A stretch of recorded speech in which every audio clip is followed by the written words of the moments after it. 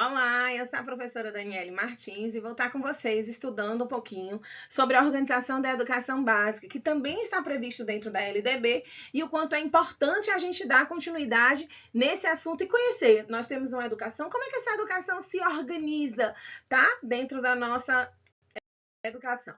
Então vamos lá. A educação básica. A educação básica, gente, ela é dividida em níveis. Que níveis são esses? Nós temos o ensino superior e a educação básica propriamente dita, né? A educação escolar, tá? Então essa educação escolar nossa é dividida em educação básica e ensino superior. A educação básica, ela vai se dividir em quê? Educação infantil, ensino fundamental e ensino médio, tá certo? Nós temos que pensar nessa educação que seja uma educação escolar que o quê? Que pense no quê? Que pense em assegurar uma formação cidadã para o nosso aluno. Então, o nosso aluno, nós não queremos um aluno que simplesmente vá recebendo informações. A gente quer um aluno que seja crítico, que reflita, que perceba qual o papel dele dentro da nossa sociedade, tá bom? Paralelo a isso, para a gente alcançar, o que a gente precisa? A gente precisa formar, gente, alunos que sejam totalmente alfabetizados, que tenham alfabetização plena, que sejam leitores, tá certo? Que tenham concepções, percepções, que façam análise, que consigam raciocinar e que vão para além daquilo que a gente está só dentro da sala de aula. Então, ele tem que ter esse processo de reflexão crítico. E a gente tem que garantir isso. Garantir isso o quê? Que tanto que eu estou estudando aqui na educação básica em Petrolina, que seja estudado também em outros lugares, tá certo? Então, é muito importante que o nosso aluno ele tenha essa visão ampla e ele consiga fazer isso. Então, a gente dita ali algumas regrinhas para que isso aconteça. Então, a gente se preocupa com a questão da carga horária, com a questão da frequência, a participação do aluno, questão da aprendizagem do aluno. Então, tudo isso vai estar previsto aí dentro da nossa LDB. Além das etapas que a gente viu lá da educação escolar, a gente vai ter também o quê? Modalidades da educação básica. Então, perceba, uma coisa é você ter os níveis de ensino com as suas etapas. Outra coisa são as modalidades. Então, o que é considerado hoje como modalidade de acordo com a LDB? Educação especial é uma modalidade, educação de jovens e adultos, uma educação bilíngue de surdos. Então, a gente vem tendo aí uma ampliação nos estudos relacionados à importância de você já trabalhar desde pequenininho com a questão da educação de Libras, né? Essa possibilidade de ser bilíngue, certo? Uma educação quilombola, uma educação à distância, uma educação escolar indígena, uma educação do campo, né? Que a gente tem que pensar nessa realidade do campo que tem tantas particularidades e tem que ser valorizado, e uma educação profissional e tecnológica. Então, essas são as modalidades da educação básica. Daniele, quando a LDB, lá em 1996, ela foi publicada, ela tinha essa perspectiva de todas essas modalidades da educação? Não, isso já são ampliações posteriores que nós tivemos. O que previa-se lá inicialmente era educação especial, educação de jovens e adultos, educação à distância, tá certo? Eram mais ou menos esses aí, mas aí a gente ampliou com a questão dos estudos, das lutas, das conquistas dessas diversidades, foi que se ampliou aí esse horizonte, tá ok? Então, como é que essa nossa educação básica ela vai se organizar, tá? Uma coisa que é importante a gente perceber é que a educação básica, todo lugar trabalha com série? Não necessariamente. A LDB prevê que você pode trabalhar com séries, com períodos, com ciclos. Eu não sei se vocês já ouviram falar, mas os ciclos, às vezes, eles juntam o quê? O que normalmente a gente entende como primeiro e segundo ano, terceiro e quarto ano, às vezes eles consideram como um ciclo. Então, durante 2 anos, ou então durante 1 ano, a criança tem aquele ciclo para aprender várias competências, várias habilidades que vão sendo trabalhadas. Então, nem toda escola, gente, nem todo sistema de ensino vai trabalhar da mesma forma. É dada a liberdade para que as escolas se organizem de acordo com o que elas percebem que vai atender a sua demanda. Tá certo? Mas todas elas têm que prever o quê? tem que prever e tem que pensar no processo de aprendizagem do nosso aluno, tem que pensar como é que esse aluno está aprendendo, quais são as diversas formas que nós podemos atuar para melhorar essa aprendizagem do aluno, ok? Então, a importância de você, ou seja em série, ou seja em período, ou seja em ciclo, você tem que pensar em todas as possibilidades. Se você vai atuar pensando em idade, se você vai atuar pensando em competência, às vezes se você trabalha com competência, os alunos que estão inseridos, eles não têm a mesma faixa etária, porque as habilidades, as competências, às vezes um vai mais rápido do que o outro, porque a gente tem que entender que os nossos alunos, eles têm tempos diferentes, então cada aluno vai ter um tempo aí dentro desse ciclo de aprendizagem dele, né, de desenvolvimento cognitivo. A gente vai ter Vygotsky que vai falar e reafirmar que, de acordo com os estímulos, com o meio que essa criança recebe, é que ele vai evoluindo, que a aprendizagem dele evolui. Então, é muito importante que a gente tenha uma lei que preveja isso. Vamos ter que ter a importância de um calendário escolar, um calendário que se adeque às particularidades locais. O que significa um calendário que se adeque às particularidades locais? Significa dizer, por exemplo, quando eu atuei trabalhando com um projeto dentro da Agrovale, eles tinham algumas escolas específicas ali naquela comunidade, que é uma comunidade rural.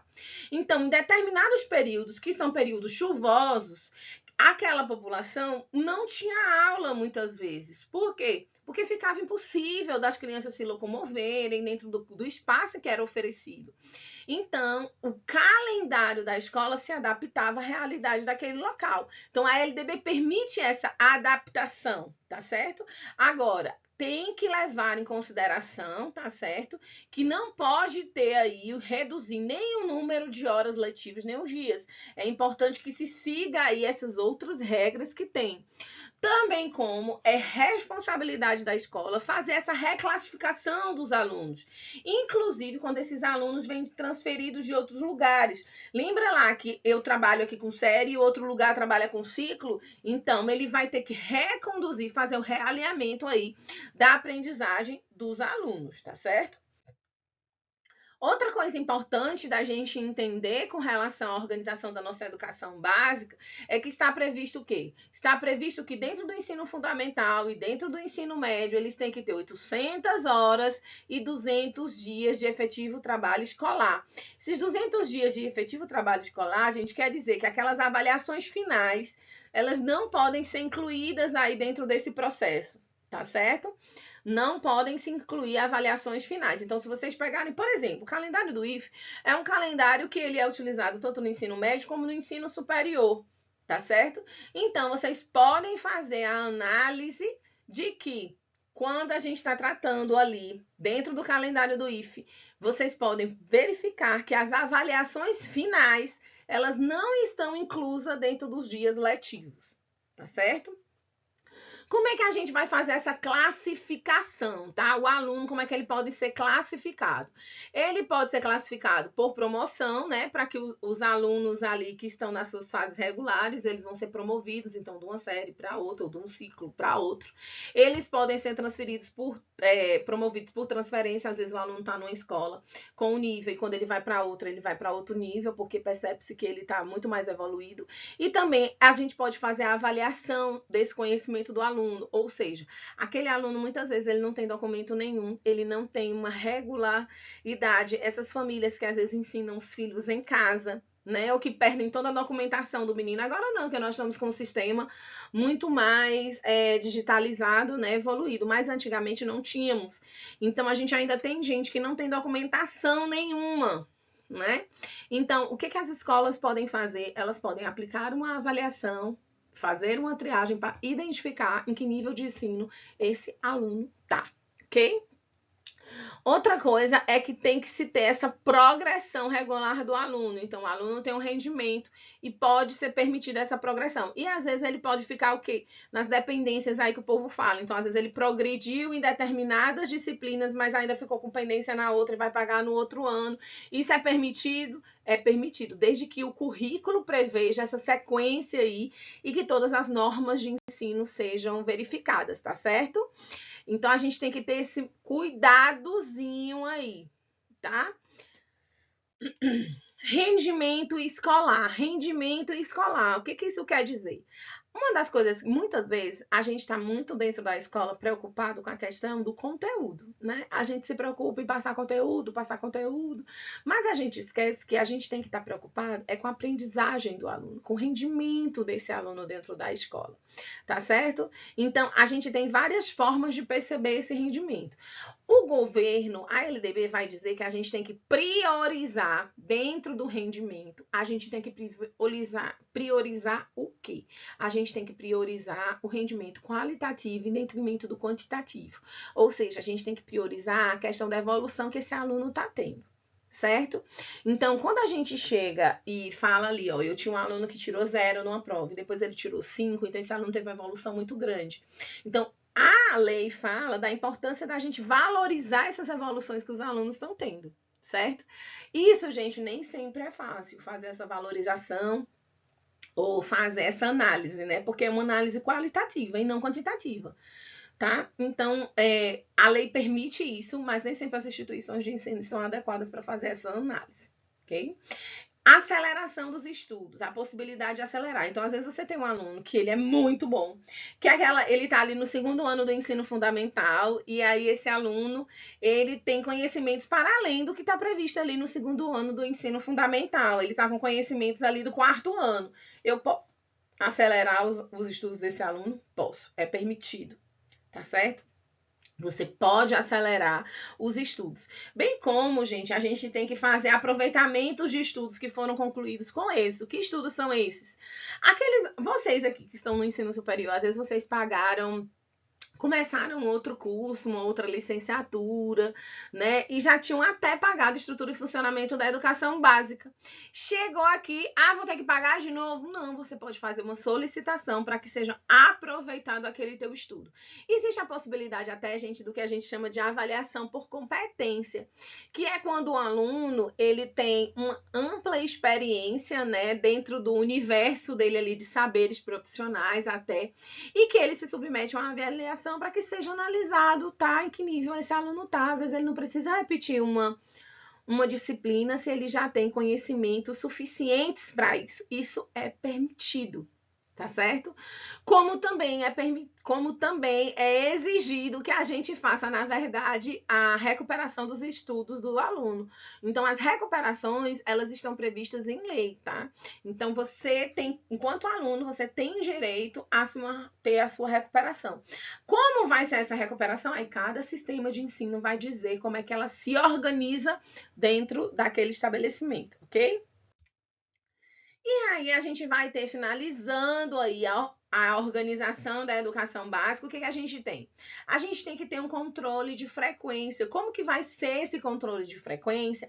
É uma responsabilidade da escola, mas está exigido que o aluno tenha 75% de frequência. Quando o aluno, gente, já está faltando mais do que 25%, que é o que é permitido, né? Ele faltar, a instituição tem que comunicar ao conselho tutelar, tem que entrar em contato para que aquela família receba uma visita, verifique por que aquela criança está faltando, ou aquele adolescente, tá certo? Então, a gente acredita que não deve esperar dar os 25%. O aluno faltou, a escola tem que ir acompanhando e sabendo o que é que está acontecendo para que aquele aluno tenha faltado tanto. Tá? 1 semana, 2 semanas, a escola já tem que estar ali ligada. Ela não tem que esperar dar os 25% de falta para entrar em contato, não. Ela tem que ficar ligada. Como também é obrigação de cada instituição fazer o quê? Fornecer históricos escolares, declarações, fazer os diplomas, a questão da certificação, tudo isso está previsto em lei, tá certo? E os sistemas de ensino também têm que se preocupar com a educação de jovens e adultos. Então, ela tem que organizar uma educação de jovens e adultos, que é o quê? Aquilo que você está fornecendo de manhã e de tarde, você tem que fornecer também à noite e garantindo a qualidade dessa educação para essas pessoas, tá bom? Então, a gente não pode deixar de pensar nessa educação, ok? Então, era isso que a gente tinha para falar, para trazer um pouquinho para vocês. Não se esqueçam de dar uma lida na LDB e também esses mapas mentais que vocês viram ao longo do processo. São mapas mentais que foram criados e desenvolvidos aí pelo Instagram desse grupo, tá? Que é Mapas Mentais em Pedagogia, ok? Então, fiquem bem e até a próxima aula.